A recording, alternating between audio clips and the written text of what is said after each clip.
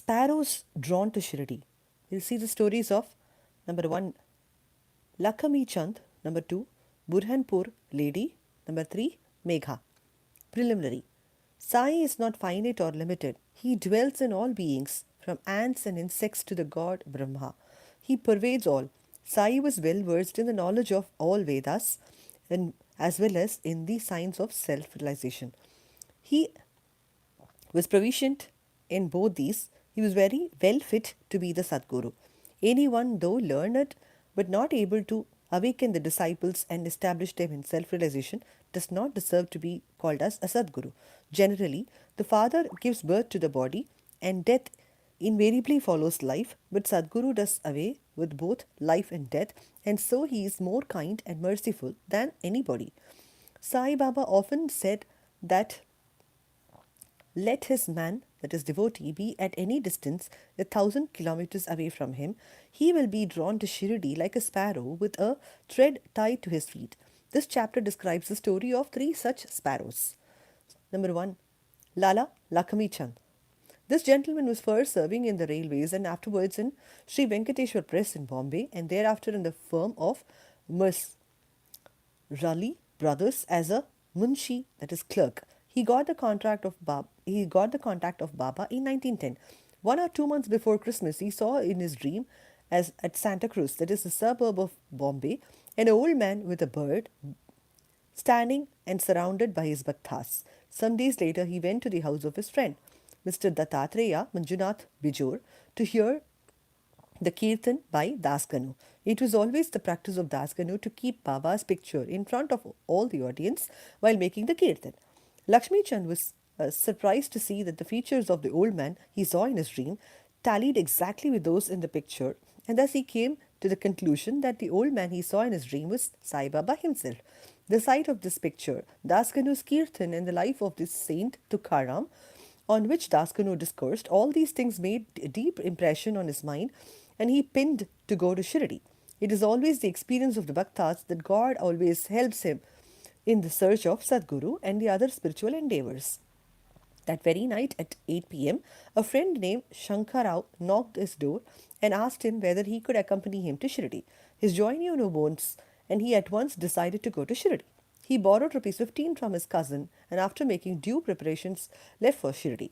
In the train, he and his friend Shankar Rao did some bhajan, sang religious songs, and inquired about Sai Baba with some fellow passengers, four Mohammedans who were returning to their place near Shirdi.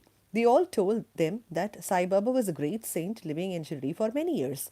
When they reached Kopargaon, he wanted to buy some Goas for offering to Baba, but he was much enwrapped with the scenery and sights there that he forgot to purchase them. When they were nearing Shirdi, he was reminded of Goas. Then he saw an old woman with Goa basket on her head running after the Tanga. The Tanga was stopped and he gladly purchased some select fruits. Then the woman said, "Take all the rest and offer them on my behalf to Sai Baba." The facts were that he had intended to purchase Goas, but that he forgotten to do so. The old woman's encounter and her devotion to Baba, all these were a surprise to both the friends. The Lakshmi Chand thought in his mind that the old man might be some relation of the old man he saw in his dream. Then they drove on and came to Shirdi, and seeing the flags of the masjid, they saluted them. With puja materials in hand, they went to the masjid and worshipped Baba with due formality. Lakshmi Chand was moved and was extremely happy to see Baba. He was enwrapped with Baba's feet as a bee with a sweet smelling lotus. Then Baba spoke as follows: "Cunning fellow, he does bhajan on the way and inquires from others. Why ask others everything we should see with our own eyes? Where is the necessity to question others? Just think for yourself whether your dream is true or not. Where was the necessity for the darshan by taking a loan from Marwari? Is the heart's desire now satisfied?" Hearing these words, Lakshmi Chand was wonderstruck at Baba's omniscience. He was at a loss to know how Baba came to know all the things that happened en route from his house to Shirdi. The chief thing to note in this respect is that Baba never liked people to run into debt for taking his darshan, or celebrating any holiday or making any pilgrimage. Let us come to the sansa. At noon, when Lakshmi Chand was sitting for meals, he got some sansa, that is wheat pudding, from a devotee as prasad. He was pleased to have it. Next day also he expected it, but nothing got. Uh, so he was anxious to get it again. Then on the third day, at the noon arati time, Bapu Sahib joke asked Baba what naivedya he should bring. Baba told him to bring sansa. Then the Bhaktas brought big potfuls of sansa. Lakshmi Chand was very hungry and there was some pain in his back. Then Baba said to him, "It is good that you are hungry. Take sansa and some medicine for the pain in the back." He was again wonderstruck to see that Baba again read his mind and spoke out what was passing therein. How omniscient was he? Let us go to the evil eye story. On this occasion, he once witnessed one night the procession to the Chavadi. Baba then suffered from much cough. He thought that the suffering of Baba might be due to somebody's evil eye. Next morning, when he went to the masjid, Baba spoke to Shama as follows: "I suffered last night from cough. Is it due to some evil eye? I think that somebody's evil eye has worked on me, and so am suffering." In this case, Baba spoke out what was passing in Lakshmi Chand's mind. On seeing these proofs of Baba's omniscience and kindness of his bhaktas, he fell prostrate at Baba's feet and said, "I am much pleased with your darshan. Ever be kind and merciful to me and protect me always. There is no other God to me in this world except your feet. Let my mind be ever wrapped in your bhajans and feet. Let your grace protect me from the miseries of the world and let me ever chant your name and be happy." After getting Baba's udi and blessing, he returned home with his friend, much pleased and contented and singing Baba's glory on the way. He remained a staunch devotee of Baba afterwards and always sent garland of flowers, camphor and dakshina with any person of his acquaintance bound for Shirdi. Let us go to the Burhanpur lady. Let us turn into another sparrow, that is Baba's word meaning devotee. One lady in Burhanpur saw in her dream Sai Baba coming to her door and begging khichdi, that is rice cooked with dal and salt, for his meals. On awakening, she saw nobody at her door. However, she was pleased with the vision and told it to all, including her husband. He was employed in the postal department, and when he was transferred to Akola, both husband and wife, who were devout, decided to go to Shirdi. Then, on a suitable day, they left for Shirdi, and after visiting Gomati Tirth on the way, reached Shirdi and stayed there for 2 months. Every day they went to masjid, performed Baba's worship, and passed their time happily. The couple came to Shirdi to offer khichdi as Nevedya, but for first 14 days, somehow or the other, it could not be offered. The lady did not like this delay. Then on the 15th day, she came at noon to masjid with the khichdi. Then she found that Baba and others were already sitting for meals and that the curtain was down.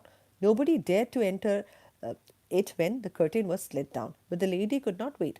She threw up the curtain with her hand and entered. Strange to say that Baba seemed that day hungry for khichdi and wanted that thing. First, when the lady came with a dish, Baba was delighted and began to eat morsel after morsel of khichdi. On seeing the earnestness of Baba in his respect, everybody was wonderstruck, and those who heard the story of khichdi were convinced about his extraordinary love for his devotees. Let us now go to the story of Megha. Let us now go to the third and bigger sparrow. Megha of Viram, Viramgaon was a simple and illiterate Brahmin cook of Rao Bahadur H.V. Sate. He was a devotee of Shiva and always chanted the 5-syllabled mantra Namah Shivaya. He did not know the Sandhya nor its chief mantra, the Gayatri. Rao Bahadur Sathe was interested in him, got him taught the Sandhya and Gayatri. Sathe told him that Baba of Shirdi was embodied form of the god Shiva and made him start for Shirdi. At the Broach railway station, he learned that Sai Baba was a Muslim and his simple and orthodox mind was such perturbed at the prospect of bowing to the Muslim, and he prayed to his master not to send him there. His master, however, insisted on going there and gave him a letter of introduction to his, that is Sate's father-in-law, Ganesh Damodar, alias Dada Kelkar, to Shirdi, to introduce him to Sai Baba. When he reached Shirdi and went to the masjid, Baba was very indignant and would not allow him to enter. "Kick out the rascal," roared Baba, then said to Megha, "You are a high caste Brahmin and now I am a low Muslim. You will lose your caste by coming here, so get away." Hearing these words, Megha began to tremble. He was wondering as to how Baba had come to know about what was passing in his mind. He stayed there for some days, serving Baba in his own way, but was not convinced. Then he went home, and after he went to Triambak, that is Nashik district, and stayed there for a year and a half. then again returned to Shirdi. This time at intercession of Dada Kelkar, he was not allowed to enter the masjid and stay at Shirdi. Sai Baba's help to Megha was not through any oral instruction. He worked upon Megha internally, that is mentally, with the result of that he was considerably changed and benefited. Then Megha began to look up Sai Baba as an incarnation of Shiva. In order to worship Shiva, Bela leaves are required, and Megha used to go miles and miles every day to bring them and worship this Shiva, that is Baba. His practice of worship was worship all the gods of the village and then come to masjid, and after saluting Baba's gadi, that is asan, he worshipped Baba, and after doing some service, that is shampooing his legs, drank the washings, that is teeth of Baba's feet.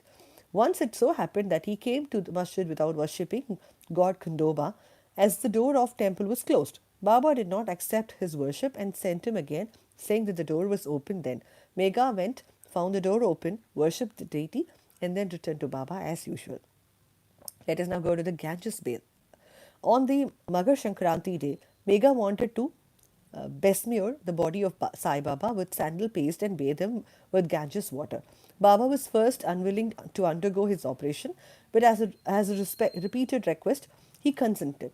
Megha had to traverse a distance of 8 kilometers, going and returning to bring the sacred water from the Gomati river. He brought the water, made all the preparations for a bath at noon, and asked Baba to get ready for the same.